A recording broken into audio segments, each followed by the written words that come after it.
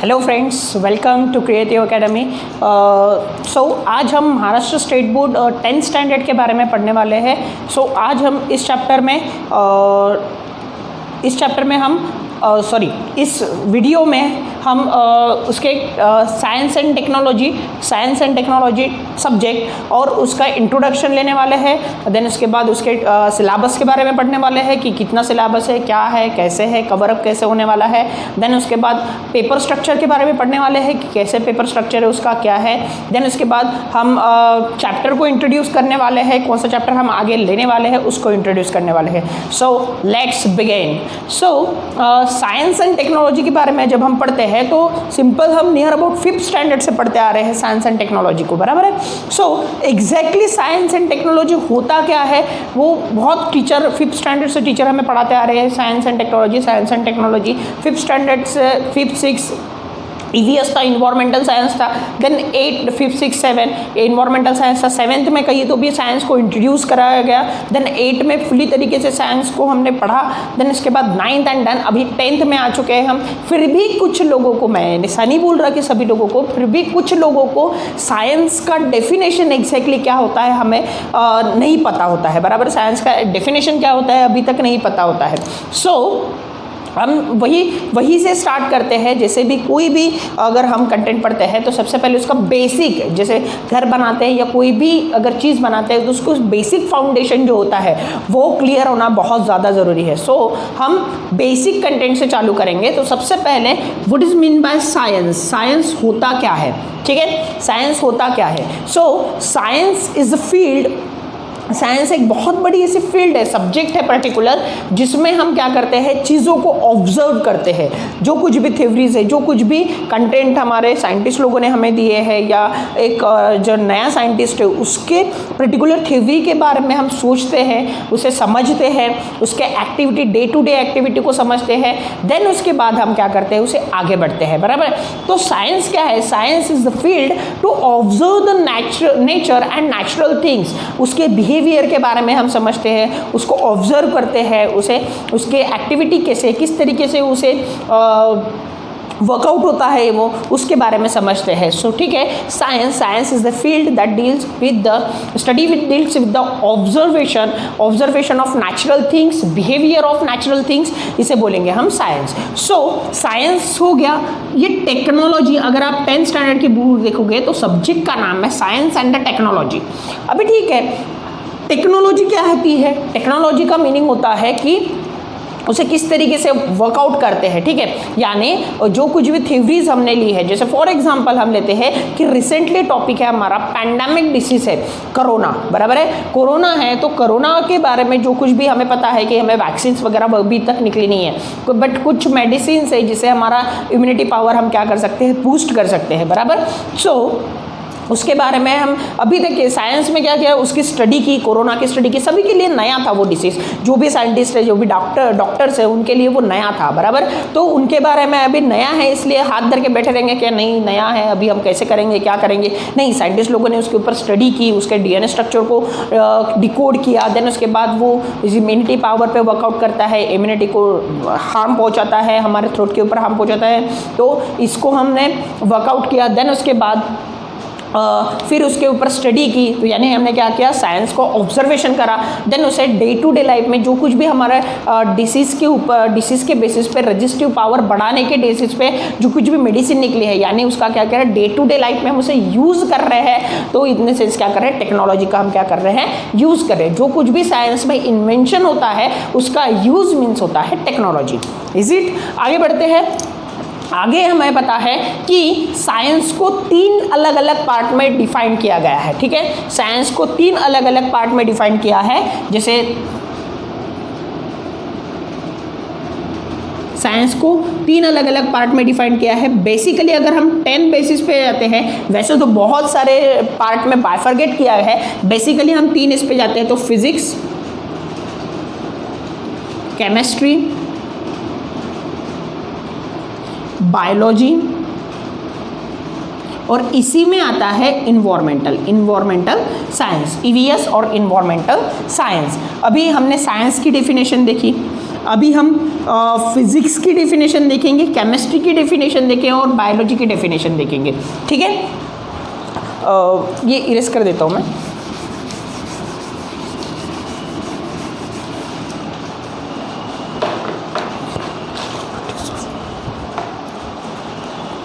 Okay, physics की अगर हम बात करते हैं, सो पहला टॉपिक हमारा फिजिक्स।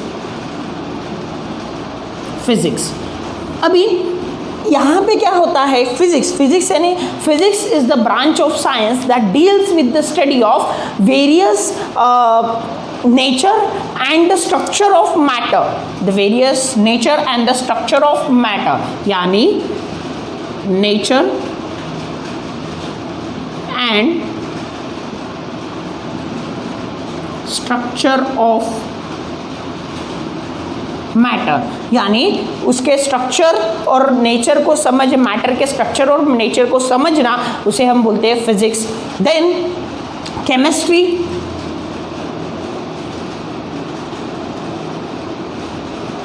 केमिस्ट्री की अगर हम बात करते हैं तो nature and the structure of substance, particular substance के स्ट्रक्चर और नेचर को समझना, उसे हम बोलते हैं फिजिक्स, केमिस्ट्री। एंड बायोलॉजी की अगर हम बात करते हैं तो सिंपल है इसका, study of living things.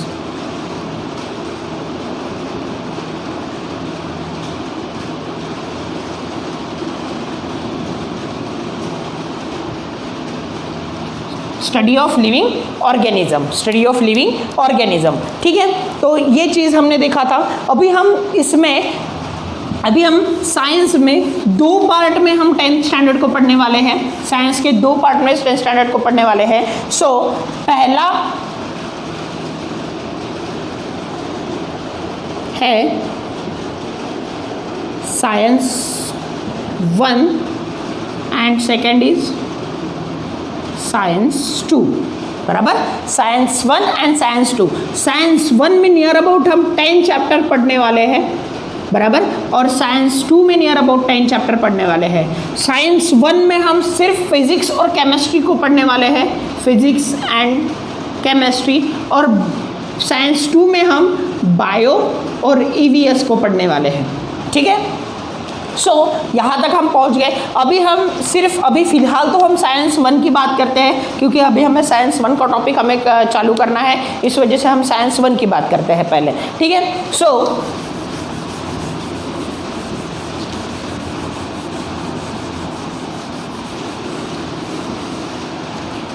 Science 1 में नियर अबाउट 10 चैप्टर है। साइंस 1 में नियर अबाउट कितने हैं? 10 चैप्टर है।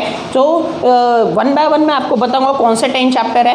देन उसके बाद उसका वेटेज और कौन से इसमें वो मोल्ट होते हैं, जैसे फिजिक्स या केमिस्ट्री में कौन से इसमें मोल्ट होते हैं, उसके बारे में बताऊंगा। सो फर्स्ट चैप्टर है साइंस का gravitation.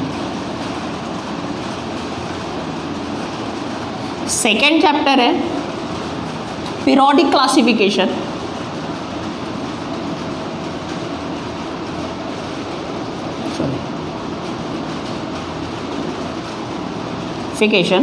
Of element. Third chapter है chemical reaction and equation.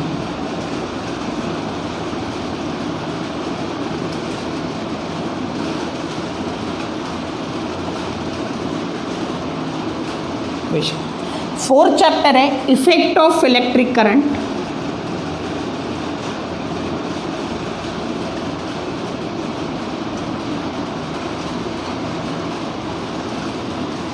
Fifth chapter है हीट।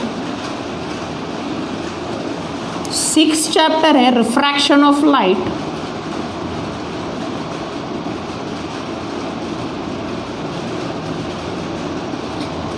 सेवेंथ चैप्टर है लेंसेस। एट्थ चैप्टर है मेटलर्जी।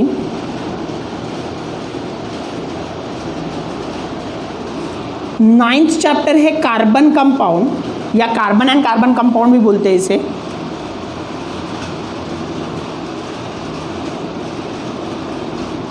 एंड 10th चैप्टर है स्पेस मिशन।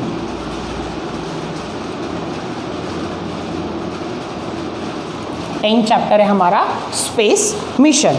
अभी देखो यहाँ पे नियर अबाउट 10 चैप्टर हम पेपर 1 में पढ़ने वाले हैं, बराबर है, 10 चैप्टर हम पेपर 1 में पढ़ने वाले हैं। तो उसमें से कितने चैप्टर है जो फिजिक्स के हैं, कितने चैप्टर है जो केमिस्ट्री के हैं, उसके बारे में देखते हैं। सो पहला जो चैप्टर है हमारा वो है फिजिक्स, जो ग्रेविटेशन है, बराबर है, सभी को पता है ग्रेविटेशन होता क्या है। सेकेंड चैप्टर है हमारा पीरियोडिक क्लासिफिकेशन ऑफ एलिमेंट, वो आता है केमिस्ट्री में। थर्ड चैप्टर है केमिकल रिएक्शन एंड इक्वेशन, वो भी आता है केमिस्ट्री में। फोर्थ चैप्टर है इफेक्ट ऑफ इलेक्ट्रिक करंट, ये आता है हमारा फिजिक्स में। हीट, अभी ये हीट जो चैप्टर है, ये हीट चैप्टर फिजिक्स में भी आता है और केमिस्ट्री में भी आता है, but in term of 10th standard हम इसे केमिस्ट्री के टर्म से पढ़ेंगे। सो ये चैप्टर आता है फिजिक्स में भी और केमिस्ट्री में भी। हमें पढ़ना किस टर्म से है, हमें पढ़ना है केमिस्ट्री के टर्म से, ठीक है। देन रिफ्रैक्शन ऑफ लाइट आता है फिजिक्स में, लेंसेज भी आता है फिजिक्स में, मेटलर्जी आता है केमिस्ट्री में, ठीक है। Then carbon and carbon compound आता है केमिस्ट्री में, स्पेस मिशन आता है फिजिक्स में। अगर आप ऑब्जर्व करोगे तो नियर अबाउट 5 चैप्टर, जैसे 1 2 3 4 5 6 चैप्टर, बराबर, यानी 5 चैप्टर कंसिडर करते हैं, 5 चैप्टर फिजिक्स के और 5 चैप्टर केमिस्ट्री के हमें इस सिलेबस में पढ़ने हैं, बराबर। तो अभी हम डिस्कशन कर लेते हैं थोड़ा पेपर के बारे में कि पेपर किस तरीके से रहेगा, कितने मार्क का पेपर रहेगा, या किस तरीके से पेपर डिस्ट्रीब्यूट होता है मार्किंग के हिसाब से, उसके बारे में पढ़ लेते हैं थोड़ा, ठीक है।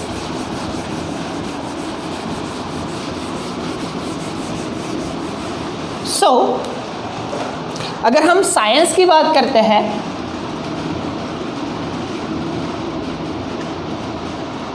साइंस की बात करते हैं तो देखो 3 पार्ट में बाइफरकेट होता है, paper 1,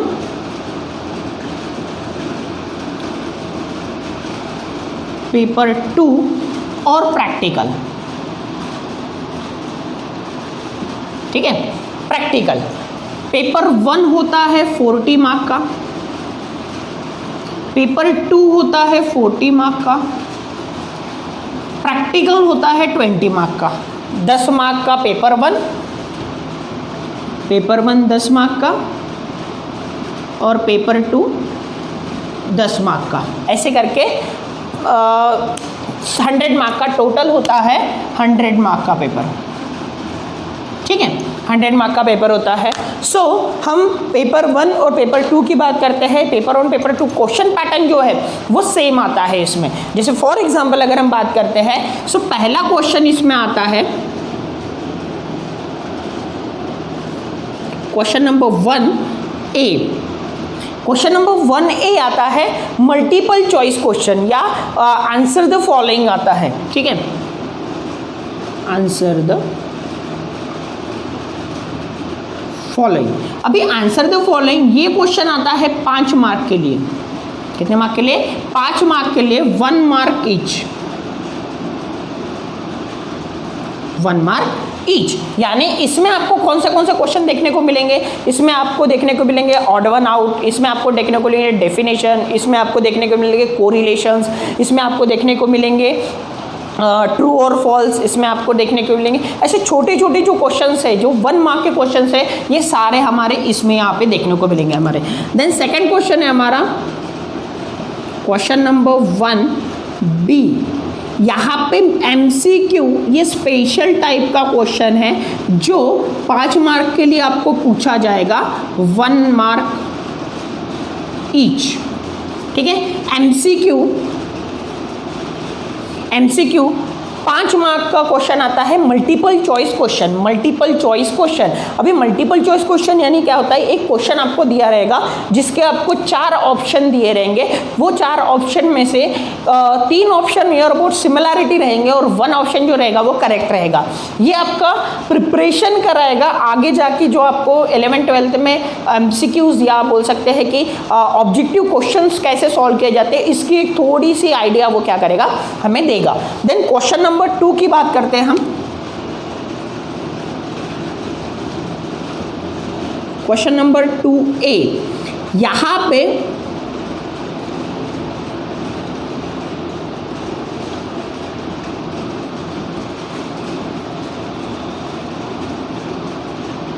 give scientific reason 4 mark के लिए पूछे जाएगा, 2 मार्क ईच।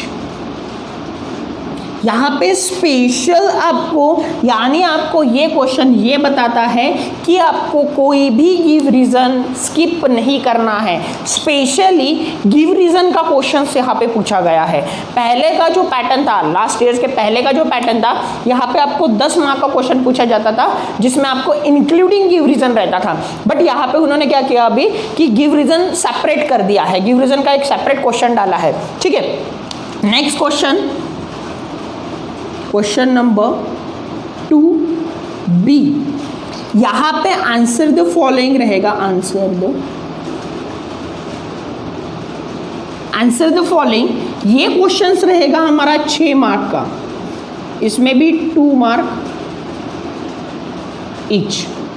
ये क्वेश्चन रहेगा हमारा 6 मार्क का, इसमें भी 2 मार्क ईच रहेगा। ठीक है, तो ये क्वेश्चन हमें छोटे छोटे क्वेश्चन है, जैसे लिमिटेशन है, डोबेनार ट्राइड के लिमिटेशन है, बराबर, न्यूक्लियन ऑक्टिव्स के लिमिटेशन है, उसके एडवांटेजेस है, छोटे छोटे जो 2-2 मार्क के क्वेश्चन रहते हैं वो यहाँ पे आपको देखने को मिलेंगे। ठीक है, नेक्स्ट क्वेश्चन है हमारा क्वेश्चन नंबर 3। क्वेश्चन नंबर 3, ये भी answer the following.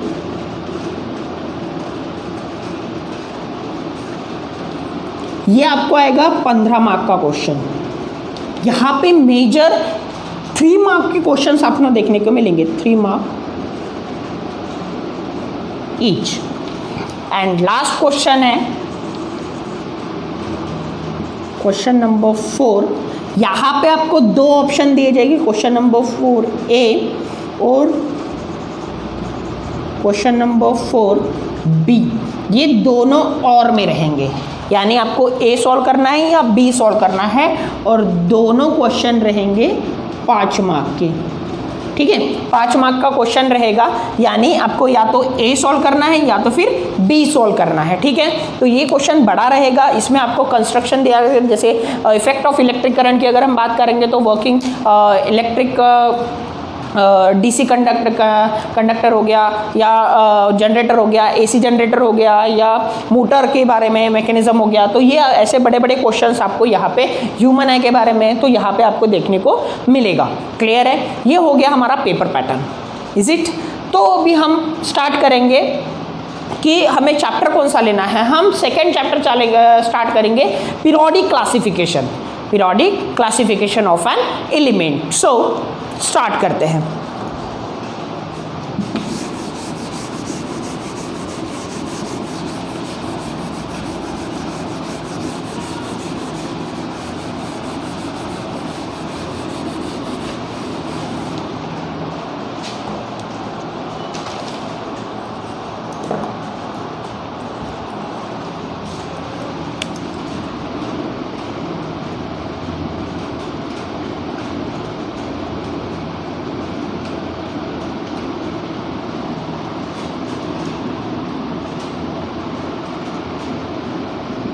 Periodic classification of an element. सबसे पहले कोई भी चैप्टर स्टार्ट करने से पहले उसका बेसिक कंसेप्ट जान लेना बहुत ज़्यादा ज़रूरी है, बराबर है। कोई भी, अभी जैसे मैंने 2 मिनट पहले अभी बोला था मैंने कि कोई भी कंसेप्ट, कोई भी चैप्टर को या कोई भी टॉपिक को अगर हम पढ़ते हैं तो उसे बेस से पढ़ना बहुत ज़्यादा ज़रूरी है। ऊपर से पढ़ेंगे तो क्या होगा, तब तक के लिए ध्यान में रहेगा, बट आगे जाके जब भी हमें, जैसे फॉर एग्जाम्पल हमारे स्टेट बोर्ड के बच्चों की, ज़्यादातर बच्चों की प्रॉब्लम ये होती है कि बच्चे पढ़ते मन लगा के हैं, बट वो क्या होता है कुछ दिन बाद उसे प्रिपरेशन करना भूल जाते हैं। तो उससे क्या होता है उनका कुछ दिन बाद, जैसे 2 महीने बाद, 3 महीने बाद टॉपिक क्या होता है पूरी तरीके से वॉश आउट हो जाता है उनके दिमाग से। तो अगर वो बच्चे बेसिक लेके पढ़ते हैं तो उनका कुछ ना कुछ, यानी मैं ऐसे नहीं बोल रहा कि 100%, बट 10%, 20% कुछ तो ध्यान में रहेगा। ठीक है, सो पीरियोडिक क्लासिफिकेशन ऑफ एलिमेंट। सबसे पहले हम चैप्टर के नाम को समझेंगे, what is mean bye periodic, what is mean bye classification and what is mean by element. ठीक है, सो सबसे पहले हम एलिमेंट को जानने से पहले हम उसके बेस को जानते हैं। तो उसमें सबसे पहला पॉइंट है matter. What is mean bye matter? Matter यानी हमारे नागपुर के लैंग्वेज में अगर बोलेंगे भाई मैटर हो गया, मैटर हो गया, मैटर हो गया, ये वैसा वाला मैटर नहीं है। मैटर यानी झगड़ा वाला नहीं। मैटर यानी क्या? मैटर इन द सेंस कोई भी सब्सटेंस, कोई भी ऐसा सब्सटेंस जिसमें पर्टिकुलर मास हो, उस पर्टिकुलर बॉडी का मास हो और वो क्या करता हो, स्पेस को ऑक्युपाइड करता हो, उसे हम क्या बोल देंगे? मैटर। नहीं तो बाबा ना मैटर हो गया ना, ऐसा नहीं है। मैटर यानी कौन? नागपुरी लैंग्वेज में बोला जाता है भाई मैटर हो गया, चलो मैटर हो गया, मैटर हो गया। सो मैटर वाला वैसा नहीं है। मैटर इन द सेंस क्या है? मैटर ये है कि एक पर्टिकुलर ऐसा सब्सटेंस है जो जिसमें एक पर्टिकुलर मास होता है और वो क्या करता है, अपनी स्पेस को क्या करता है, ऑक्युपाइड करता है। जैसे फॉर एग्जांपल अगर हम इस बोर्ड की बात करते हैं तो इस बोर्ड ने यूनिवर्स का इतना पार्ट क्या करके रखा है, ऑक्युपाइड करके रखा है, जिसका पर्टिकुलर क्या होता है, मास होता है। ऐसी कोई भी सब्सटेंस नहीं, ऐसा कोई भी सब्सटेंस नहीं जिसका मास ना हो, जिसका मास ना हो। हमने, अगर आपको याद होगा कि हमने 9th स्टैंडर्ड में मास एंड वेट के बारे में रिलेशन पढ़ा था। Mass and wait. मास एक ऐसी क्वांटिटी है यूनिवर्स में, कहीं पे भी जाओ आपका मास क्या रहेगा, सेम रहेगा। आपका मास क्या रहेगा, सेम रहेगा। और वेट क्या होता है, वैरी होता है प्लेस टू प्लेस। वेट क्या होता है, वैरी होता है प्लेस टू प्लेस, यानी प्लेस टू प्लेस क्या होता है, वो वैरी होता है। जैसे फॉर एग्जांपल अगर ये पर्टिकुलर बॉक्स है तो इसको आप अर्थ पे भेजो, मून पे भेजो, जुपिटर पे भेजो, सैटर्न पे भेजो, कहीं पे भी भेजो, इसका मास अगर 5 kg है तो ये 5 kg ही रहेगा, चेंज होगा क्या, नहीं। बट इसका वेट अगर हम बोलते हैं तो वो क्या होगा, चेंज होगा। अगर इसका मास अर्थ पे 10 kg है, वेट 10 kg है, तो मून पे अलग होगा, अर्थ पे अलग होगा, जुपिटर पे अलग होगा, सैटर्न पे अलग होगा, यानी सभी जगह मास क्या होगा, अलग अलग होगा। सॉरी, वेट क्या होगा, अलग अलग होगा। बट मास जो है वो क्या रहेगा, कांस्टेंट रहेगा कहीं पे भी। तो इसी से रिलेट करता है कि हमारा मास एंड वेट क्या कंसेप्ट है, ठीक है। सो मैटर क्या है, मैटर एक ऐसा सब्सटेंस है, मैटर कहीं पे भी अवेलेबल होता है, एवरीवेयर, सारे यूनिवर्स में मैटर अवेलेबल है। आप में, मुझ में, चौक में, सॉरी मार्कर में, व्हाइट बोर्ड में, सभी जगह ये मैटर जो होता है वो क्या होता है, अवेलेबल होता है। तो मैटर क्या है, matter substance that they have mass and occupied space, यानी स्पेस को क्या करता है, वो ऑक्युपाई करता है, ठीक है। सो अभी मैटर के बारे में हमने देखा।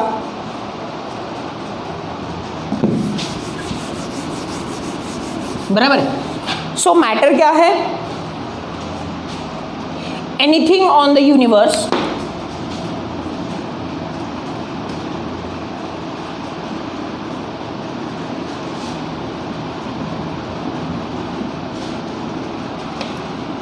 having a mass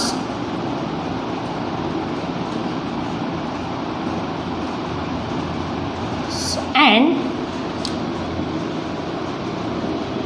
occupied space is called matter. बराबर। यानी जो कुछ भी चीज़ है यूनिवर्स में जिसमें मास है और वो स्पेस को ऑक्युपाइड करता है, उसे हम क्या बोलेंगे, मैटर बोलेंगे। बराबर। अभी मैटर कौन से फॉर्म में हो सकता है, मैटर लिविंग फॉर्म में हो सकता है। जैसे फॉर एग्जांपल लिविंग फॉर्म की अगर हम बात करते हैं तो हमारे बॉडी के सेल्स जो होते हैं, सॉरी सेल्स के अंदर बहुत सारे ऐसे छोटे छोटे माइन्यूट का ऑर्गेनल्स होते हैं, उसे बोलते हैं हम, वो उसमें भी मैटर होता है। नॉन लिविंग थिंग्स में मार्कर, वाइट बोर्ड, जो कुछ भी आप जो बैठे हो, वो चेयर, वो हो गया हमारा नॉन लिविंग थिंग्स। बराबर। Living things, non living things. Matter invisible भी हो सकता है, जो हमें खुली आंखों से नहीं दिखाई देता। मैटर विजिबल भी हो सकता है, यानी इनविजिबल यानी बहुत छोटी सी चीज़ जो आपको खुली आंखों से नहीं दिखाई देती, just like a dust particle. And बहुत बड़ी सी चीज़ जो हमें आंखों से दिखाई देती है, जस्ट लाइक अ मी, ये हो गया विजिबल इनविजिबल। माइक्रोस्कोपिक हो सकता है मैटर, मैक्रोस्कोपिक हो सकता है।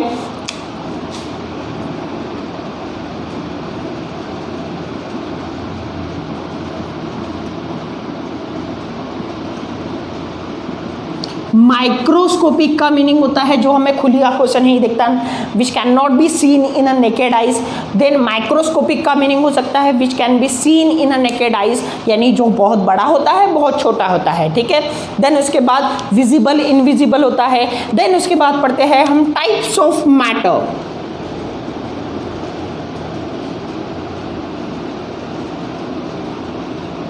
Types of matter.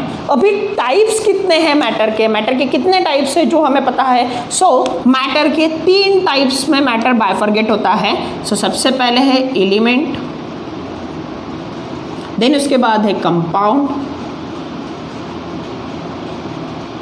देन उसके बाद है मिक्सचर, बराबर, एलिमेंट, कंपाउंड एंड मिक्सचर। ये से 3 पार्ट में मैटर क्या होता है, बाइफरगेट होता है।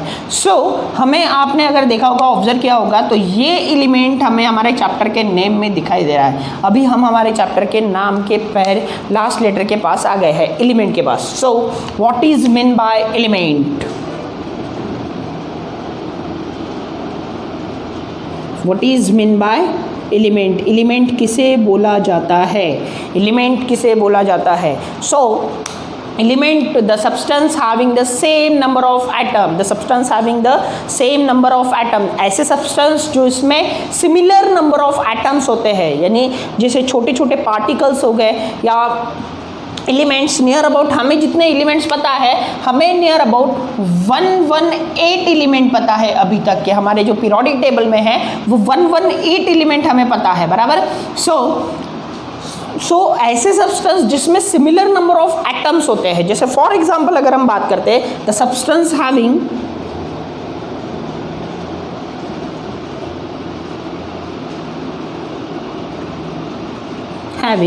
Same number of atom is called element. The substance having same number of atom is called as a element। जैसे फॉर एग्जाम्पल, इसका अगर एग्जाम्पल हमें देखना है तो लिथियम, बेरिलियम हो गया, हाइड्रोजन हो गया, सोडियम हो गया, मैग्नीशियम हो गया, क्लोरीन हो गया, एरोगोन हो गया, देन उसके बाद सिलिकॉन हो गया। ये सारे के सारे क्या है, एलिमेंट है। इसमें अगर आप इंडिविजुअली इसे सेपरेट करके देखोगे, अगर ये लिथियम का एक बड़ा सा टुकड़ा है तो इसमें सिर्फ लिथियम के ही एलिमेंट आपको देखने को मिलेंगे, यानी ऐसा सब्सटेंस जिसमें सिमिलर नंबर ऑफ एटम्स है, सिमिलर नंबर ऑफ एटम्स है। अभी what is mean by atom, ये अगर आपको नहीं आता होगा ना तो हो गया फिर तो। Atom is a basic concept, ये बेसिक फंडामेंटल क्वांटिटी है atom. Atom is a basic fundamental quantity जो सभी जगह यूनिवर्स में सभी जगह अवेलेबल होता है, living thing, non living thing. Living thing की अगर हम बात करते हैं तो इन टर्म ऑफ सेल होता है, और नॉन लिविंग थिंग की अगर हम बात करते हैं तो in term of non living thing की अगर बात करते हैं तो इन टर्म ऑफ एटम्स होता है। तो एटम एक ऐसा सब्सटेंस है जो सभी जगह क्या होता है, प्रेजेंट होता है। क्लियर? इसके बारे में भी पढ़ेंगे। सबसे पहले हम एलिमेंट के बारे में पढ़ लेते हैं, देन इसके बाद हम एटम के ऊपर आएंगे, ठीक है। So atom, the substance having the same number of atom is called as a element. Clear? Example है हमारा lithium, beryllium, hydrogen, sodium, magnesium, chlorine, argon और सिलिकॉन, बराबर। अभी हम बात करते हैं एटम के ऊपर। एटम, अभी देखो 2 टाइप के एटम होते हैं थोड़े से, एक होता है डिफरेंट टाइप ऑफ एटम और एक होता है हमारा जो एजुकेशनल फील्ड में आता है वो atom. So atom is the sub basic fundamental property. Atom is a substance which can not be seen in a naked eyes, which can not be seen in a naked eye, जो हम खुली आंखों से नहीं दिखते हैं, बराबर। सबसे पहले एटम की अगर हिस्ट्री में अगर हम जाते हैं तो सबसे पहले हमारे इंडिया के महान फिलोसोफर थे महर्षि कनक, जो 800 BC में उन्होंने प्रिडिक्शन किया था कि 800 BC में उन्हें प्रिडिक्शन क्या किया था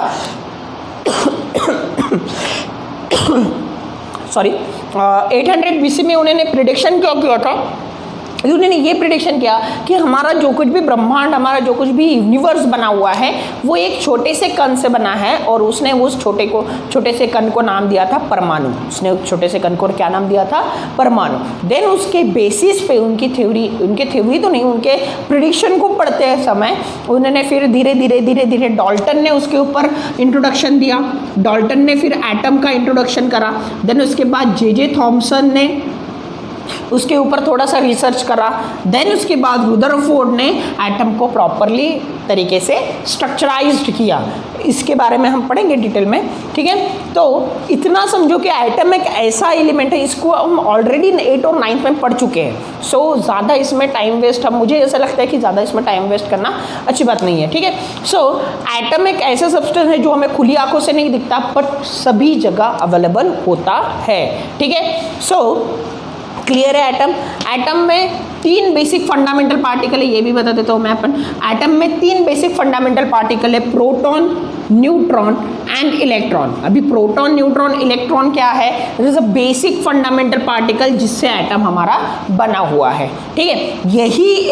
यही 3 चीजें हैं जिससे कोई भी एक एटम दूसरे एटम से कैसा होता है? बाउंडेड होता है, पकड़ा हुआ होता है उसे, ठीक है। The proton having a positive charge, neutron having a chargeless particle and electron having the negative charge, ठीक है। Electron having a negative charge. इसमें अगर आप 8 और 9 में जाएंगे तो आपको पूरा डिटेल में एटम के बारे में स्ट्रक्चर आपको देखने को मिलेगा, ठीक है। यहाँ से हमारा ये टॉपिक नहीं है, इसे हम बाद में कभी पढ़ेंगे डिटेल में, ठीक है। सो इसके बाद हम बात करते हैं कंपाउंड के ऊपर।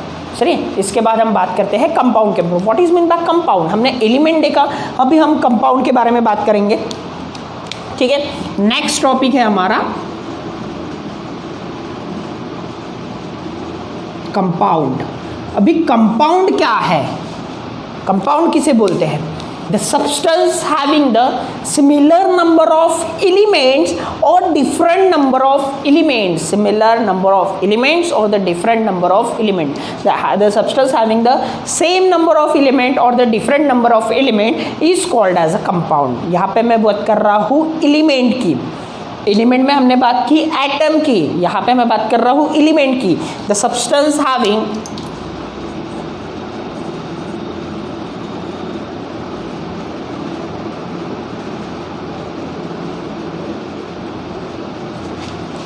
same number or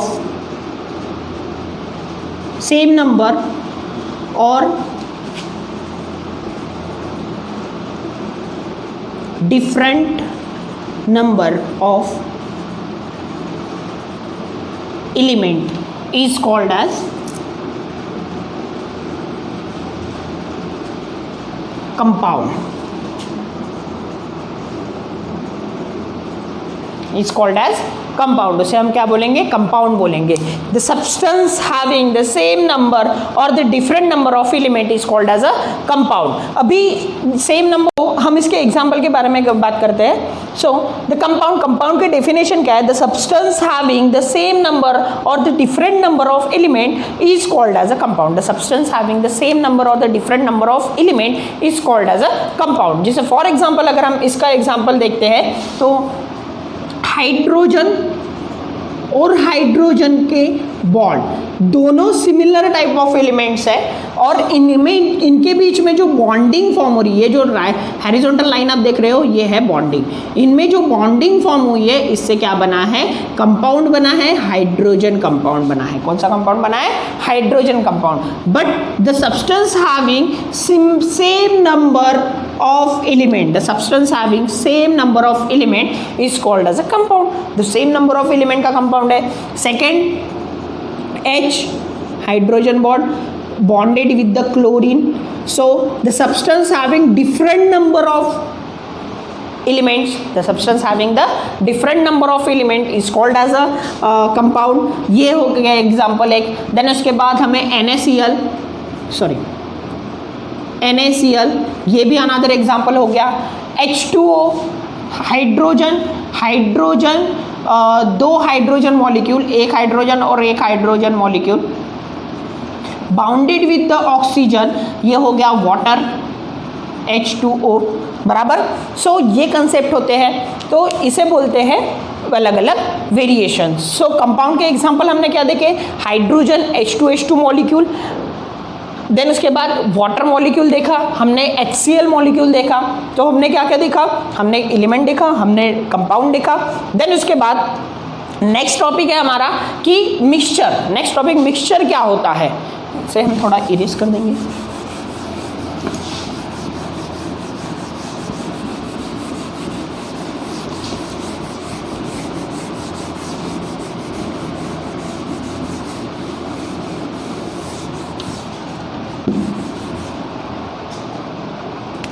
so third topic था हमारा मिक्सचर। अभी मिक्सचर क्या होता है, मिक्सचर यानी हमें पता है सॉल्यूशन, किसी भी चीज़ का सॉल्यूशन या किसी भी एलिमेंट या कंपाउंड का इवन और अनइवन मिक्सचर उसे बोलते हैं, यानी दो चीज़ एलिमेंट या फिर कंपाउंड मिक्सअप होना उसे बोलते हैं हम मिक्सचर। जैसे फॉर एग्जांपल इसका एक सिंपल सा एग्जांपल बताता हूँ, हमारे घर में जो बर्तन होते हैं स्टेनलेस स्टील के बर्तन होते हैं, बराबर है। स्टेनलेस स्टील के बर्तन जब होते हैं तो इसमें तीन अलग अलग एलिमेंट का मिक्सचर है, जैसे कार्बन हो गया, आयरन हो गया और क्रोमियम हो गया। इसमें तीन अलग अलग इसका मिक्सचर है, तो ये एलिमेंट का मिक्सचर हो गया, बराबर। और एक सिंपल सा एग्जांपल इसका अगर मैं बताऊँ तो शुगर, वाटर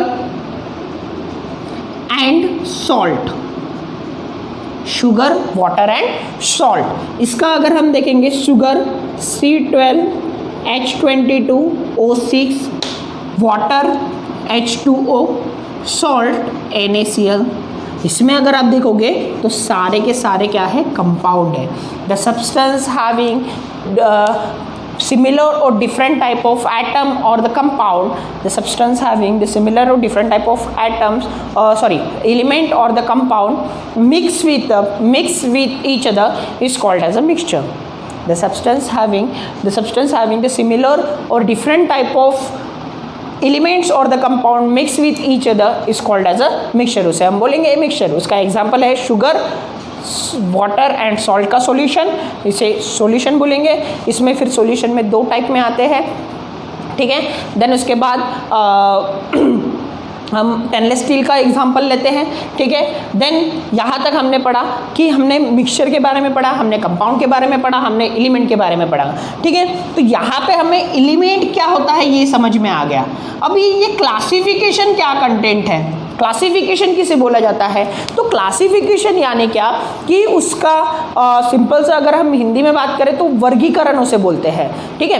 जैसे पंडित ना वर्गीकरण करने, किसी भी चीज़ का क्लासिफिकेशन करने, बाइफर्केशन करने, उसे बोलते हैं क्लासिफिकेशन। जैसे फॉर एग्जांपल अभी हमारे इसमें बैच है, ठीक है।